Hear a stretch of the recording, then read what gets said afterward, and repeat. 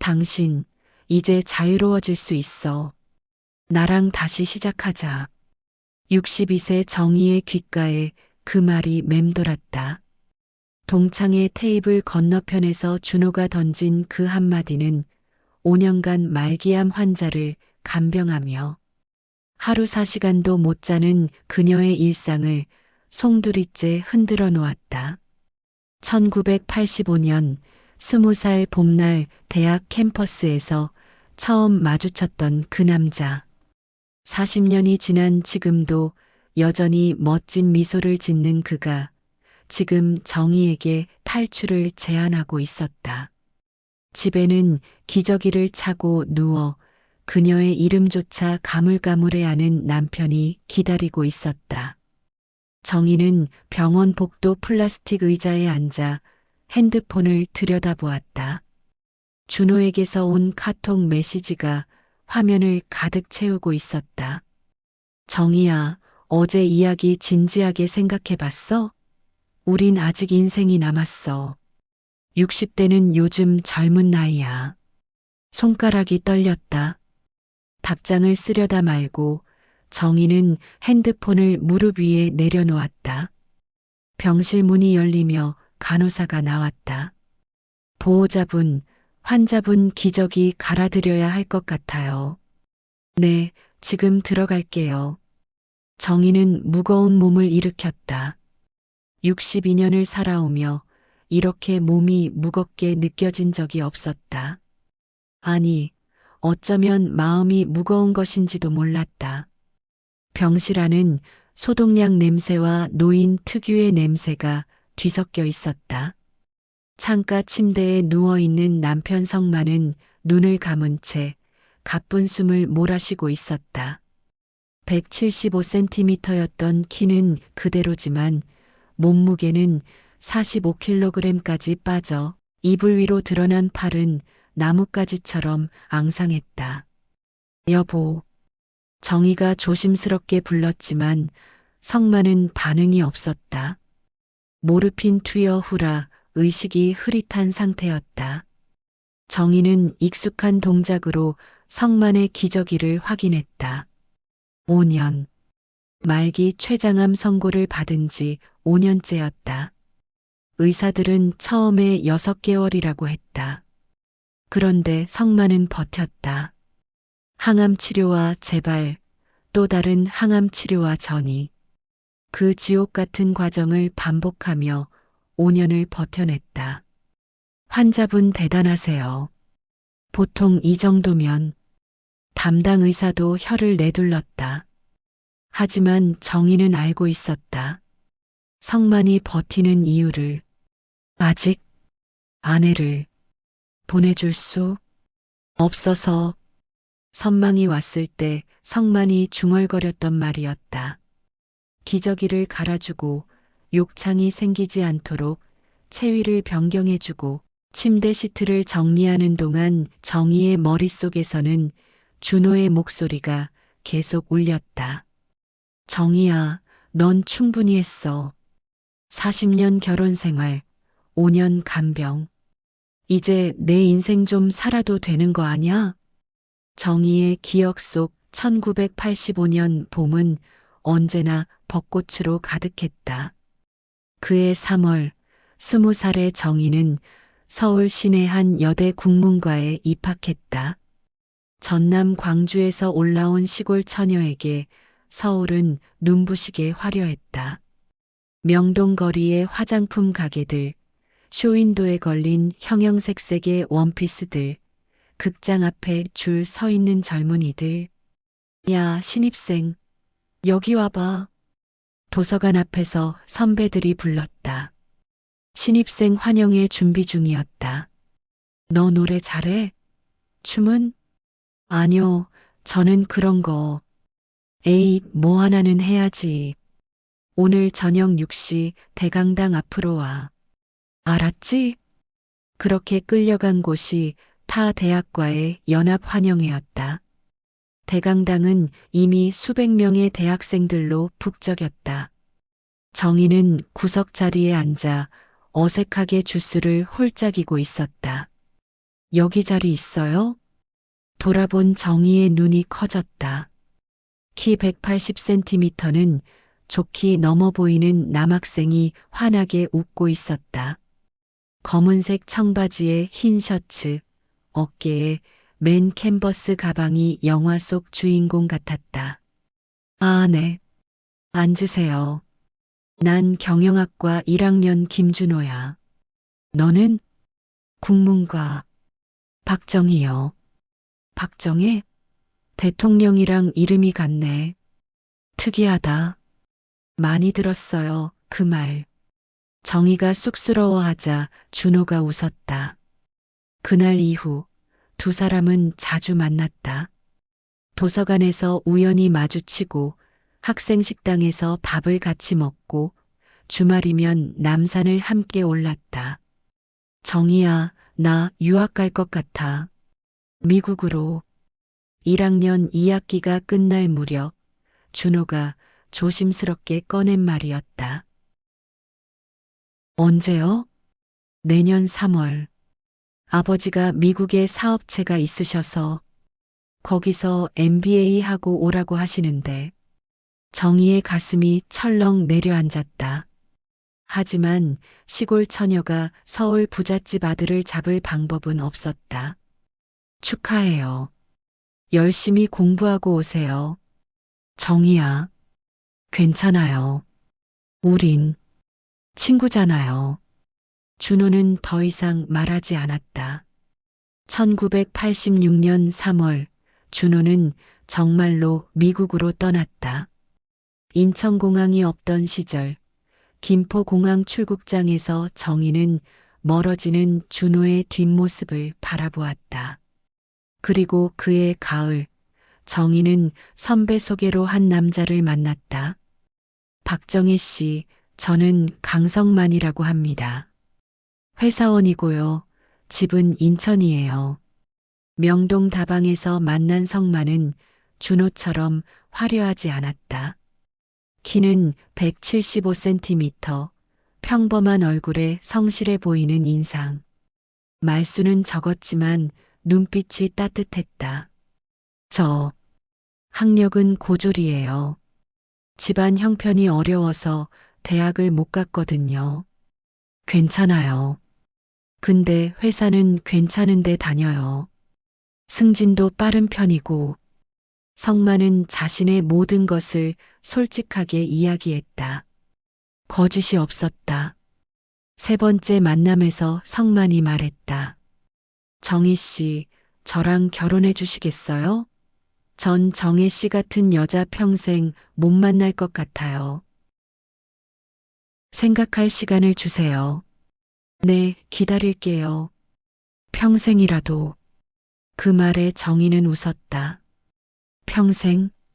준호에게서는 듣지 못한 단어였다. 1987년 봄, 정희와 성만은 작은 예식장에서 결혼식을 올렸다. 하객은 100명도 안 되었지만 성만의 웃는 얼굴은 세상에서 가장 행복해 보였다. 여보, 행복하게 해줄게요. 네, 저도 좋은 아내가 될게요. 신혼여행은 경주였다. 성만은 정희의 손을 꼭 잡고 불국사를 걸었다. 그렇게 정희의 평범한 결혼 생활이 시작되었다. 결혼 후 정희와 성만은 인천 작은 빌라에서 신혼 살림을 시작했다. 방 2개, 부엌 딸린 15평짜리 집이었지만 두 사람에게는 궁전 같았다. 성만은 매일 아침 7시에 출근해서 저녁 8시에 퇴근했다. 주말 근무도 잦았다. 하지만 불평 한 번 없이 묵묵히 일했다. 여보, 오늘 야근이야. 늦을 것 같아. 알았어요. 조심히 다녀와요. 정희는 기다렸다. 성만이 아무리 늦어도 따뜻한 밥을 차려놓고 기다렸다. 1989년 첫 딸 수진이가 태어났다. 성만은 분만실 앞에서 밤새 기다리다가 아기 울음소리를 듣고 눈물을 흘렸다. 여보, 고생했어요. 정말 고생 많았어요. 괜찮아요. 우리 딸 건강하면 됐어요. 1992년 둘째 아들 수연이가 태어났다. 남매를 낳은 정희는 전업주부로 아이들을 키우는데 전념했다. 성만의 월급은 많지 않았다. 하지만 정희는 한 푼도 허투루 쓰지 않았다. 시장에서 저녁 때 할인하는 채소를 사고 아이들 옷은 언니에게 물려받았다. 여보, 미안해요. 제가 돈을 더 많이 벌어야 하는데. 무슨 소리예요? 우린 이렇게 행복한데. 정의는 진심이었다. 화려하지 않아도, 풍족하지 않아도 성만이 있는 삶은 평온했다. 1995년 성만의 아버지가 뇌졸중으로 쓰러졌다. 시어머니는 오른쪽 무릎이 안 좋아 거동이 불편했다. 여보, 부모님을 모셔야 할 것 같아요. 성만의 말에 정희는 고개를 끄덕였다. 그러세요. 당연히 모셔야죠. 방이 좁은데. 미안해요. 괜찮아요. 우리가 거실에서 자면 돼요. 그렇게 시부모를 모시기 시작했다. 정희는 새벽 5시에 일어나 시아버지 약을 챙기고 기저귀를 갈고 식사를 준비했다. 아이들 학교 보내고 시어머니 병원 모시고 장 보고 저녁 준비하고 하루하루가 전쟁이었지만 정희는 묵묵히 해냈다. 며느리 고생이 많구나. 시어머니가 가끔 눈물을 흘렸다. 아니에요, 어머님. 제가 해야 할 일이에요. 2003년 시아버지가 돌아가셨다. 8년간의 간병 끝이었다. 2007년 시어머니도 세상을 떠났다. 정희는 또 5년을 간병했다. 여보, 당신 정말 고생 많았어요. 장례식을 마치고 돌아온 밤, 성만이 정희의 손을 잡았다. 당연한 일한 거예요. 아니에요. 당연한 게 아니에요. 당신은 정말 대단한 사람이에요. 성만의 눈에 눈물이 고였다. 그 무렵 성만은 회사에서 부장으로 승진했다. 20년 넘게 한 회사에서 성실하게 일한 결과였다. 월급도 조금 올랐다. 여보, 이제 좀 편하게 살 수 있겠어요. 네, 이제 우리 시간이에요.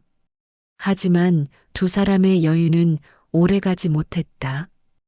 2010년 딸 수진이가 결혼했다.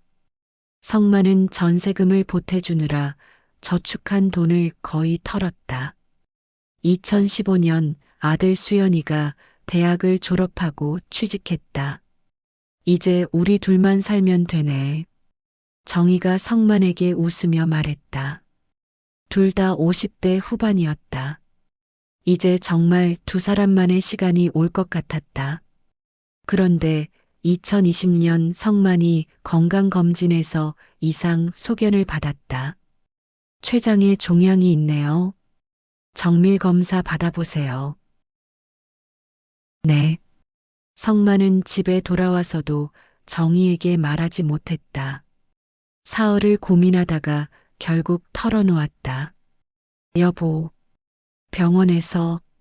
왜요? 무슨 일 있어요? 췌장에 종양이 있대요. 검사를 더 해봐야 한대요. 정희의 얼굴이 하얗게 질렸다. 언제 검사해요? 다음 주에. 같이 가요. 혼자 가지 마요.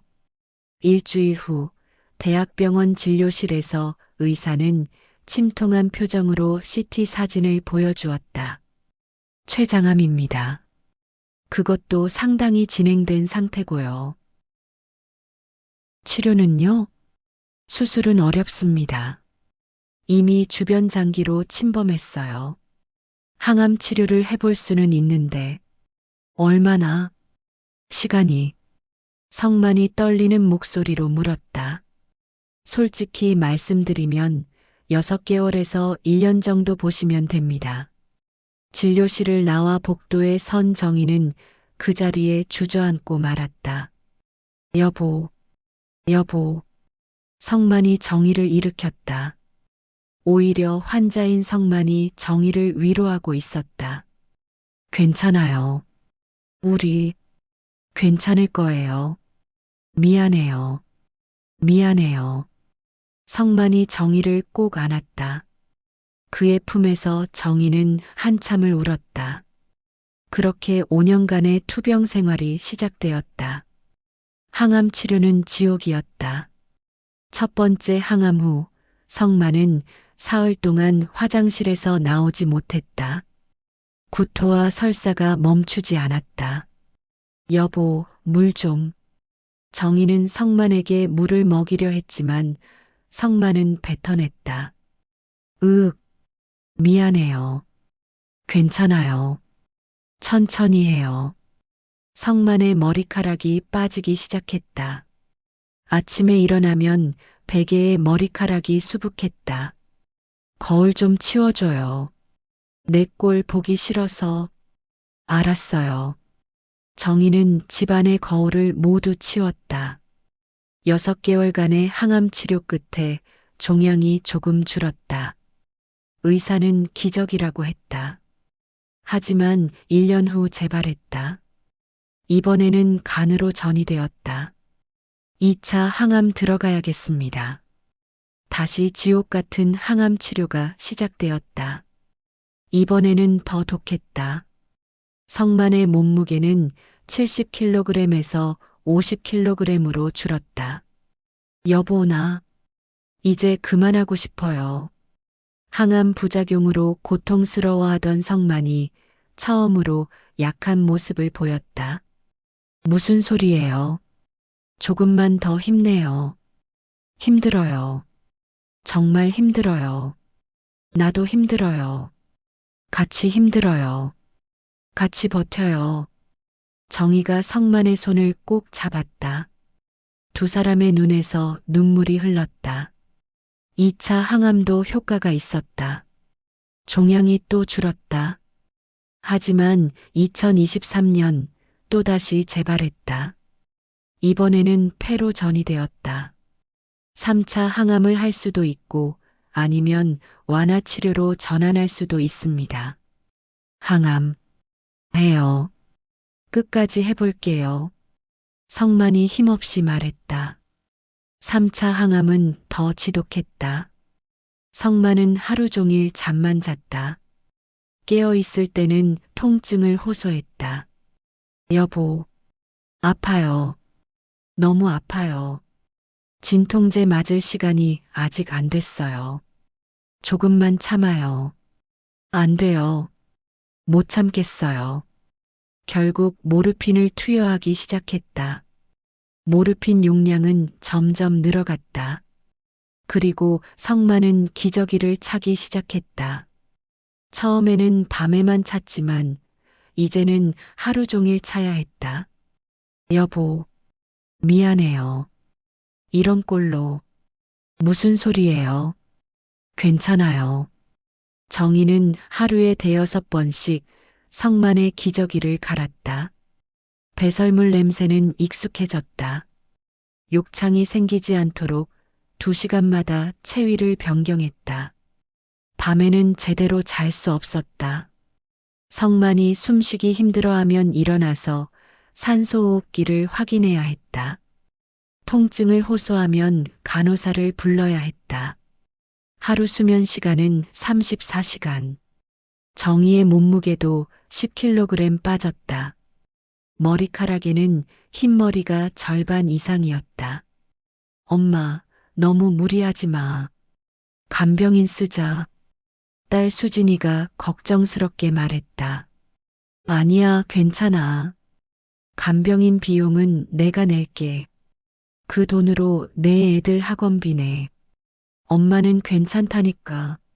엄마, 너희 아빠는 내가 돌볼 거야. 끝까지. 정희는 완고했다. 성만을 남에게 맡기고 싶지 않았다. 아들 수연이는 한 달에 1번 병원에 들렀다. 그것도 30분 정도. 아버지, 좀 어때요? 엄마, 나 회사 일 때문에 먼저 가봐야 해요. 그래, 가봐라. 다음에 올게요. 다음은 또 한 달 후였다. 정희는 원망하지 않았다. 아이들도 자기 삶이 있으니까, 자기 가정이 있으니까, 그저 묵묵히 성만을 돌봤다. 2025년 봄, 성만의 상태가 급격히 나빠졌다. 더 이상 말도 제대로 하지 못했다. 의식도 오락가락했다. 환자분, 이제 얼마 안 남으셨습니다. 마음의 준비하세요. 담당 의사가 정희를 조용히 불러 말했다. 네. 가족들 부르세요. 마지막 인사. 알겠습니다. 정희는 병실로 돌아와 성만의 손을 잡았다. 뼈만 앙상한 손이었다. 여보, 고생 많았어요. 이제 편히 쉬어도 돼요. 성만의 입술이 미세하게 움직였다. 무슨 말을 하려는 것 같았다. 사랑, 해. 그게 성만이 정희에게 한 마지막 말이었다. 바로 그날 저녁 고등학교 동창회 단체 카톡방에 메시지가 떴다. 이번 주 토요일 동창회 합니다. 다들 오세요. 정희는 카톡을 보고 한참을 망설였다. 성만을 두고 나갈 수가 없었다. 하지만 옆 병상 보호자가 말했다. 좀 나가서 바람 쐬고 오세요. 제가 잠깐 봐드릴게요. 이러시다간 당신이 먼저 쓰러져요. 괜찮을까요? 한두 시간 다녀오세요. 환자분도 지금 주무시잖아요. 정희는 고맙다는 인사를 하고 병원을 나섰다. 5년 만에 처음으로 혼자만의 시간이었다. 동창회 장소는 강남의 한 레스토랑이었다. 정희는 오랜만에 화장을 했다. 거울을 보니 낯선 얼굴이었다. 62세의 나이가 고스란히 드러났다. 레스토랑에 들어서자 익숙한 얼굴들이 보였다. 40년 만에 만나는 친구들도 있었다. 정희야, 정말 오랜만이다. 어머, 정희 맞아? 다들 환하게 웃으며 반겼다. 정희도 억지로 웃음을 지었다. 그리고 테이블 건너편에서 정희는 글을 봤다. 김준호. 40년 만이었다. 준호는 여전했다. 아니, 어쩌면 더 멋있어졌는지도 몰랐다. 짧게 자른 은발머리, 잘 관리된 피부, 명품 시계가 빛나는 손목. 정희야, 나 알아봐? 준호 오빠? 기억하네. 나 김준호야. 85학번. 준호가 환하게 웃었다. 20대 때 그 미소 그대로였다. 오래됐네요. 그러게. 40년? 세월 참 빠르다. 준호는 정희 옆자리에 앉았다. 잘 지냈어? 결혼은 했고? 네, 했어요. 남편은 뭐해? 회사원이요. 지금은 아파서 병원에. 아, 그래. 많이 아파? 네, 좀. 정희는 더 이상 말하고 싶지 않았다. 준호도 더 묻지 않았다. 나는 미국에서 20년 살다가 5년 전에 한국 들어왔어. 사업 때문에. 그러셨구나. 결혼? 했지. 근데 작년에 이혼했어. 자식들은 다 미국에 있고 나 혼자야. 준호가 와인잔을 들었다. 정희야, 우리 옛날 생각나지? 남산 올라가고 도서관에서 공부하고. 네, 그때가 좋았는데. 참 순수했지. 준호의 눈빛이 묘하게 변했다. 정희는 불편했다. 동창회가 끝나고 정희는 서둘러 일어났다. 먼저 갈게요. 병원 가봐야 해서. 벌써? 조금만 더 있다 가지. 아니요, 정말 가봐야. 그럼 내가 바래다 줄게. 어디 병원이야? 아니에요, 괜찮아요. 괜찮긴. 이렇게 만났는데. 연락처나 줘. 카톡할게. 준호가 핸드폰을 꺼냈다. 정희는 거절할 수 없었다. 10-3xx-xxx. 그날 밤 병원으로 돌아온 정희는 성만의 손을 잡았다. 성만은 여전히 잠들어 있었다. 여보, 미안해요. 무엇이 미안한지 정희 자신도 몰랐다. 다음 날 아침 준호에게서 카톡이 왔다. 정희야, 어제 정말 반가웠어. 오랜만에 옛날 생각나서 좋았다. 정희는 답장을 하지 않았다. 하지만 준호는 계속 메시지를 보냈다. 오늘 날씨 좋다. 병원 생활 힘들지? 힘내. 점심은 먹었어? 나 강남에 사는데 혹시 근처 병원이면 커피 한 잔 사줄까? 정희는 그제서야 답장을 했다. 오빠, 저 지금 정신이 없어요. 나중에 연락할게요. 알았어. 무리하지 마. 건강 챙겨. 일주일 후 준호가 또 연락했다. 정희야, 이번 주말에 시간 돼? 차 한잔 하자. 오빠, 저 진짜 시간이. 1시간만. 제발. 할 이야기가 있어. 정희는 고민하다가 결국 약속을 잡았다. 토요일 오후 3시 병원 근처 카페. 카페에서 만난 준호는 정장 차림이었다. 미안, 늦었지? 아니에요. 저도 방금 왔어요. 두 사람은 커피를 주문하고 자리에 앉았다. 정희야, 솔직히 말할게. 준호가 정희를 똑바로 쳐다봤다. 나 너 보고 싶었어. 40년 동안. 오빠, 진짜야. 미국에 있을 때도 결혼하고도 계속 생각났어. 그때 내가 왜 너한테 확실하게 말 안 했을까? 그때 내가 용기 냈으면. 오빠, 다 지난 일이에요. 지난 일이긴 한데. 정희야, 지금 행복해? 정희는 대답하지 못했다. 남편분 많이 아프다며. 힘들지? 괜찮아요. 괜찮을 리가 없잖아. 5년째 간병한다며. 너 완전 야위였더라. 예전에 통통하고 예뻤는데. 나이 들었으니까요. 나이 문제가 아니야. 너무 고생해서 그래. 준호가 정희의 손을 잡으려 했다. 정희는 손을 빼냈다. 오빠, 저 가봐야 해요. 잠깐만, 내 말 들어봐. 정희야, 남편분 얼마나 더 버티실 것 같아? 정희의 얼굴이 굳었다. 의사가 뭐래? 그만할게요, 이 이야기. 미안, 내가 너무 직설적이었나? 근데 정희야, 현실적으로 생각해봐. 남편분이 돌아가시면 넌 어떻게 살 거야? 그건 제가 생각할 일이에요. 혼자 살 거야?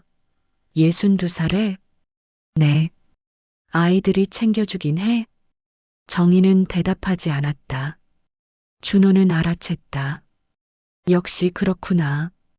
애들은 바빠서 엄마 신경 안 쓰지? 다들 자기 삶이 있으니까요. 정희야. 준호가 진지한 표정으로 말했다. 나랑 다시 시작하자.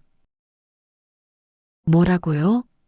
남편분이 돌아가시면 나랑 같이 살자. 나 혼자야. 너도 혼자 될 거고. 우리 둘이 남은 인생 같이 살면 안 될까? 정희는 할 말을 잃었다. 오빠, 제정신이에요? 완전 제정신이야. 나 지금 진심으로 하는 말이야. 남편이 아직 살아있는데 무슨. 그래, 아직 살아있지. 근데 얼마나 더 버티겠어. 의사가 시한부라고 했잖아. 그래도, 정희야, 넌 충분히 했어. 40년 결혼 생활, 5년 간병. 이제 내 인생 좀 살아도 되는 거 아냐? 준호의 말이 정희의 가슴을 파고들었다. 우린 이미 60대야.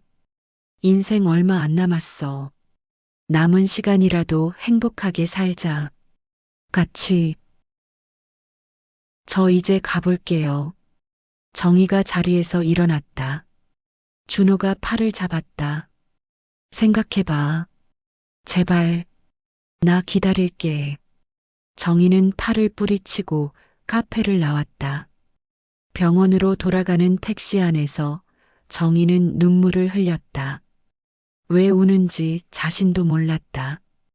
그날 밤 정희는 잠을 이룰 수 없었다. 병원 간이 침대에 누워 천장을 바라보았다.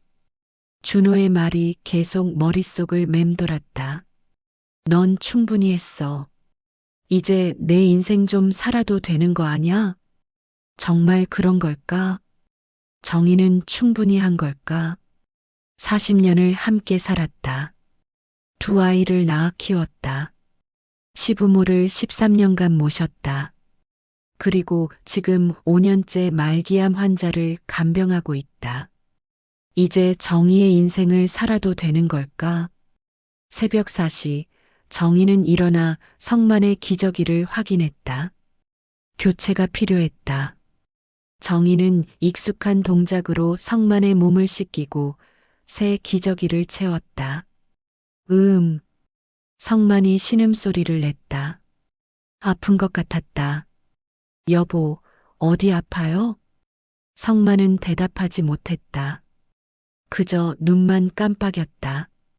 정희는 간호사를 불러 진통제를 맞췄다. 성만의 얼굴이 조금 편안해졌다. 그리고 정희는 문득 궁금해졌다. 성만은 지금 무슨 생각을 할까? 고통스러울까? 살고 싶을까? 아니면 이제 편히 쉬고 싶을까? 여보, 힘들면 이제 놓아도 돼요. 괜찮아요. 정희가 속삭였지만 성만은 여전히 눈만 깜빡였다. 다음 날 아침 정희는 성만의 옷가지를 정리하다가 서랍 깊숙이 숨겨진 낡은 공책을 발견했다.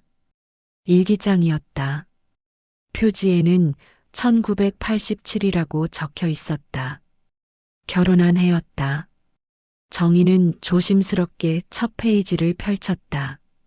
1987년 4월 15일. 오늘 정희와 결혼했다. 세상에서 가장 행복한 날이다. 정희가 웃으면 나도 웃게 된다.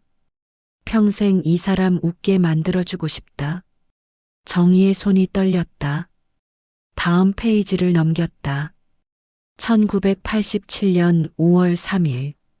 오늘 정희가 아침에 김치찌개를 끓여줬다. 세상에서 제일 맛있었다. 회사에서 힘든 일이 있었는데 집에 오니 다 잊혔다. 1987년 6월 20일.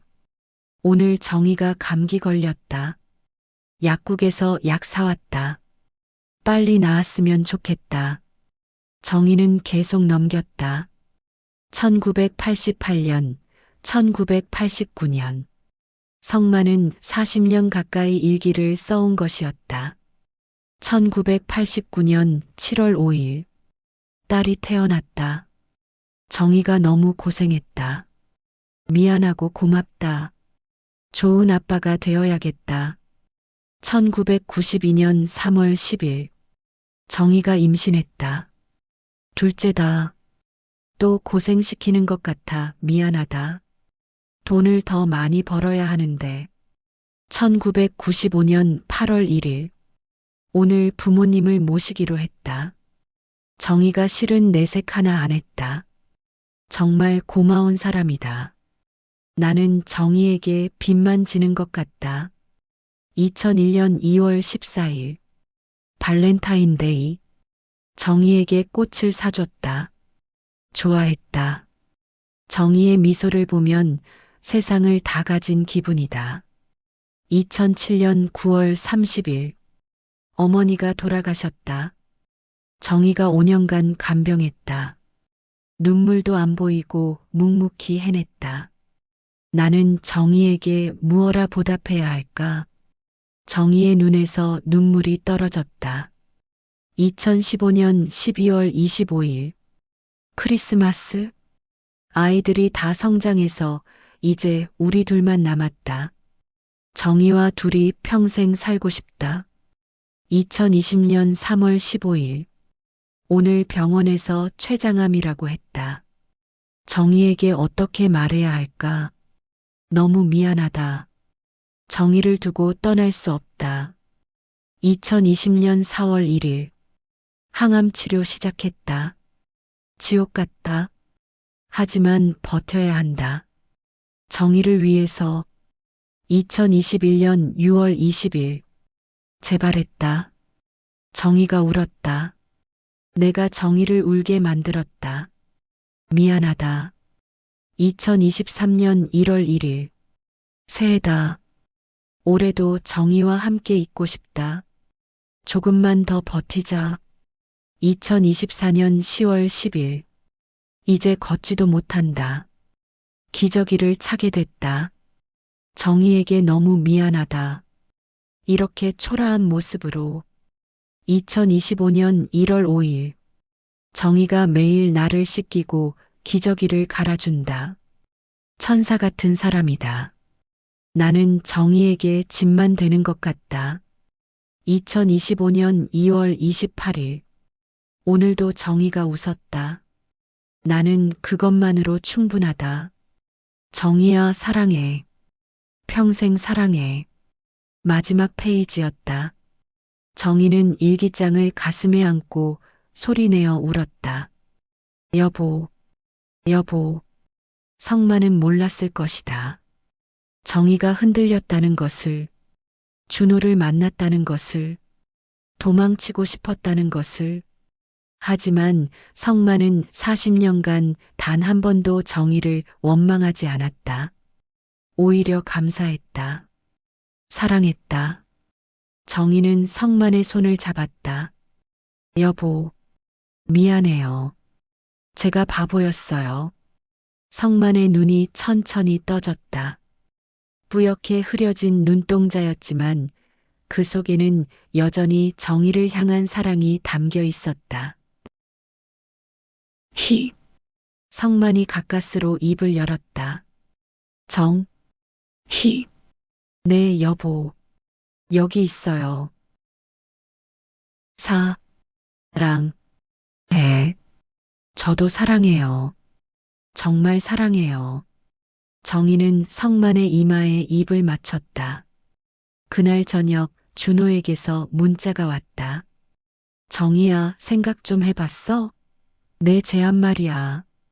정희는 핸드폰을 들고 한참을 망설였다. 그리고 답장을 보냈다. 오빠 미안해요. 저는 제 자리를 지킬게요. 뭐, 무슨 소리야? 저 지금 있어야 할 곳은 여기예요. 남편 곁이에요. 정희야, 진심이야? 생각 좀 더 해봐. 이미 충분히 생각했어요. 오빠도 좋은 사람 만나세요. 저는 이만 연락 끊을게요. 정희는 준호를 차단했다. 그리고 성만의 손을 꼭 잡았다. 여보, 끝까지 함께 할게요. 약속해요. 성만의 입꼬리가 미세하게 올라갔다. 웃는 것 같았다. 준호를 거절하고 일주일이 지났다. 정희는 평소처럼 성만을 돌봤다. 새벽 5시에 일어나 기저귀를 확인하고 몸을 씻기고 욕창 부위에 연고를 발랐다. 성만의 상태는 하루가 다르게 나빠졌다. 이제는 물도 제대로 삼키지 못했다. 의식도 거의 없었다. 보호자분, 각오하셔야 할 것 같습니다. 담당 의사가 정희를 불렀다. 환자분 신장 기능이 급격히 떨어지고 있어요. 이제 며칠 안에. 네. 가족들 부르세요. 마지막. 알겠습니다. 정희는 딸 수진에게 전화했다. 수진아, 아빠가 이제 얼마 안 남으신 것 같아. 병원 좀 와줄래? 엄마, 나 지금 애들 데리고 시댁 가야 해요. 내일 갈게요. 그래. 아들 수연에게도 전화했다. 수연아, 아빠 상태가 안 좋으셔. 병원 좀. 엄마, 저 지금 출장 중이에요. 내일 모레 들어가요. 알았어. 정희는 전화를 끊고 허탈하게 웃었다. 결국 끝까지 혼자였다. 그날 밤 성만의 상태가 급격히 악화됐다. 호흡이 가빠지고 혈압이 떨어졌다. 코드 블루, 코드 블루. 간호사들이 달려왔다. 의사도 왔다. 심폐소생술 하시겠습니까? 아니요. 정희가 고개를 저었다. DNR 심폐소생술 거부 동의서에 서명하셨죠? 네. 알겠습니다. 의료진이 물러갔다. 이제 성만과 정희만 남았다. 정희는 성만의 침대 옆에 앉아 그의 손을 잡았다. 여보, 고생 많았어요. 정말 고생 많았어요. 성만의 가슴이 불규칙하게 오르락 내리락 했다. 저 때문에 고생했죠. 미안해요. 정희의 눈에서 눈물이 흘렀다. 이제 편히 쉬어요. 아프지 말고. 성만의 눈이 천천히 떠졌다. 정희를 보고 있었다. 네, 여보. 어, 제가 고마운 거예요. 40년 동안 저를 사랑해줘서 고마워요. 사랑해. 저도 사랑해요. 정말, 정말 사랑해요. 정희는 성만의 손을 두 손으로 꼭 잡았다. 성만의 입꼬리가 살짝 올라갔다. 마지막 미소였다. 그리고 성만의 가슴이 천천히 내려가더니 더 이상 올라오지 않았다. 여보, 여보. 정희가 성만을 흔들었지만 반응이 없었다. 여보. 정희는 성만의 가슴에 얼굴을 묻고 소리내어 울었다. 2025년 3월 20일 새벽 2시 35분. 강성만, 향년 64세로 영면하다. 장례식은 조용했다. 조문객은 많지 않았다. 회사 동료 몇 명, 친척 몇 명, 그리고 딸 수진과 아들 수연. 어머, 엄마. 많이 야위셨네요. 수진이 정희를 껴안았다. 괜찮아. 너희 아빠 고생 안 하고 가셔서 엄마가 고생하셨죠. 5년 동안. 아니야. 당연한 일한 거지. 수연은 울지 않았다. 그저 멍하니 영정사진을 바라보았다. 아버지, 편히 쉬세요. 3일장을 치르는 동안 정희는 한숨도 자지 않았다. 조문객을 맞고 음식을 챙기고 장례 절차를 진행했다. 마지막 날 관을 닫기 직전 정희는 성만의 얼굴을 한참 바라보았다. 평온한 얼굴이었다. 5년간의 고통이 끝난 얼굴. 여보, 잘 가요.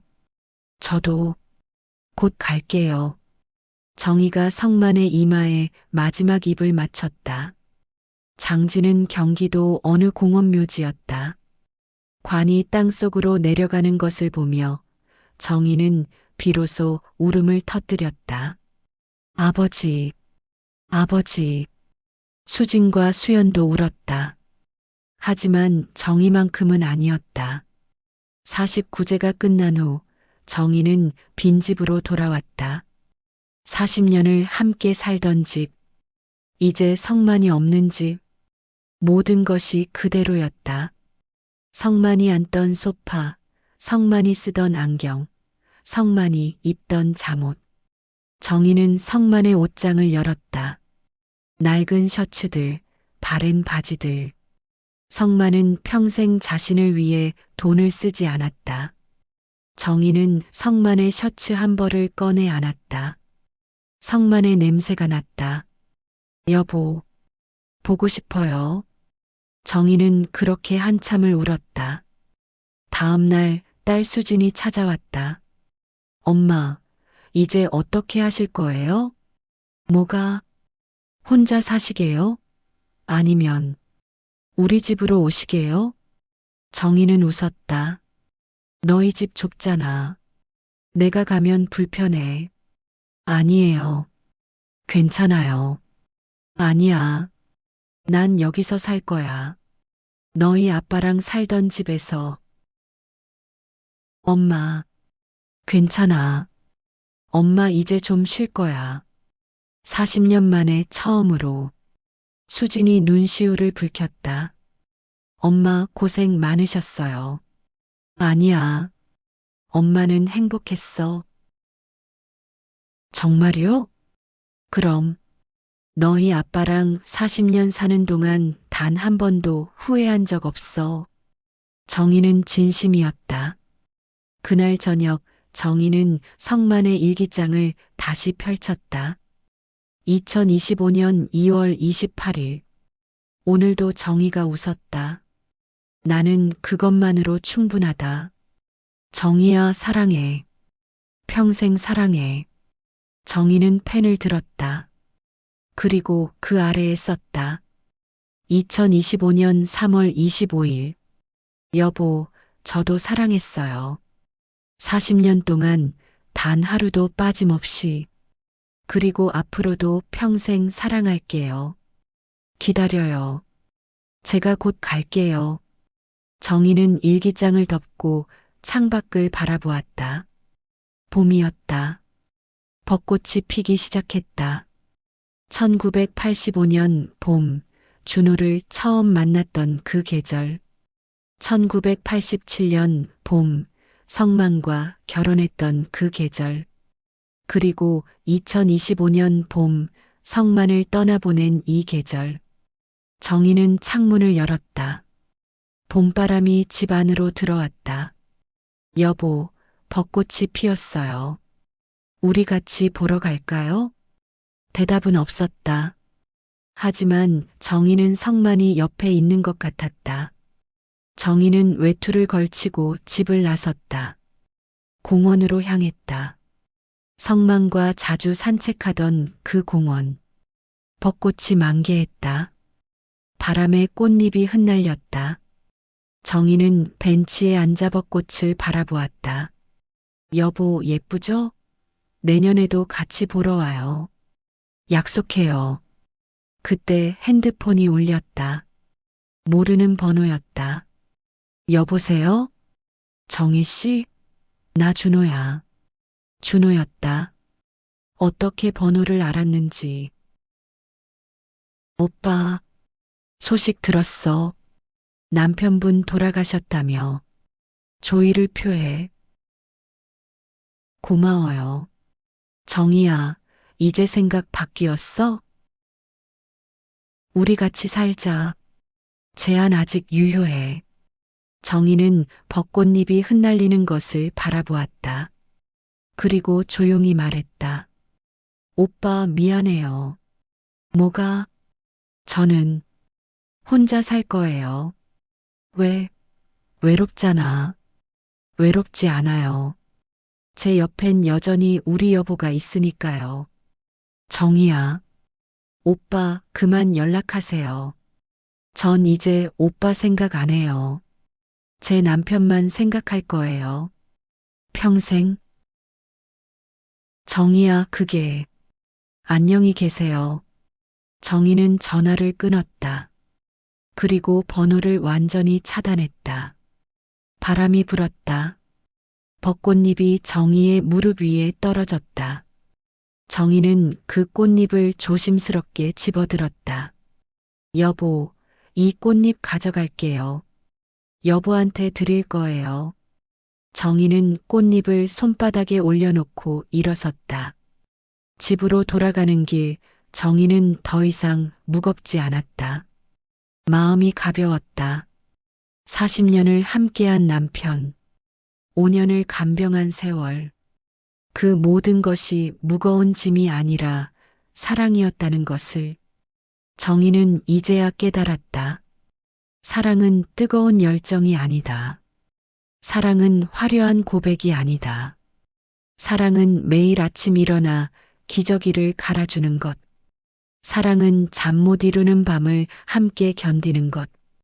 사랑은 40년을 한결같이 옆에 있어주는 것. 그게 사랑이었다.